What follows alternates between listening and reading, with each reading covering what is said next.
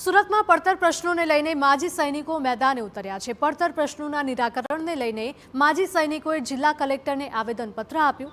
સૈનિકોની માંગ છે કે નિવૃત્તિ બાદ આપવામાં આવતી જમીનનું વળતર આપવામાં આવે। આ સાથે જ હથિયારના લાયસન્સ રિન્યૂ કરવામાં આવે અને ભરતીમાં માજી સૈનિકોને 10% અનામત આપવાની પણ માંગ કરાઈ રહી છે, જેને લઈને છેલ્લા 23 દિવસથી ગાંધીનગર ખાતે માજી સૈનિકો સરકારને રજૂઆત કરી રહ્યા છે, જેનું વહેલી તકે નિરાકરણ આવે તેવી માંગ પણ કરાઈ રહી છે। हमारा एक हथियार का मामला है।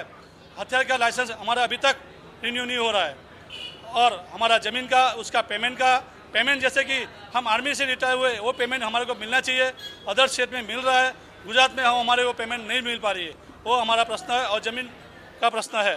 ऐसे हम 26 दिन से अहमदाबाद में आंदोलन कर रहे हैं, वो आंदोलन का अभी तक निराकरण नहीं आया।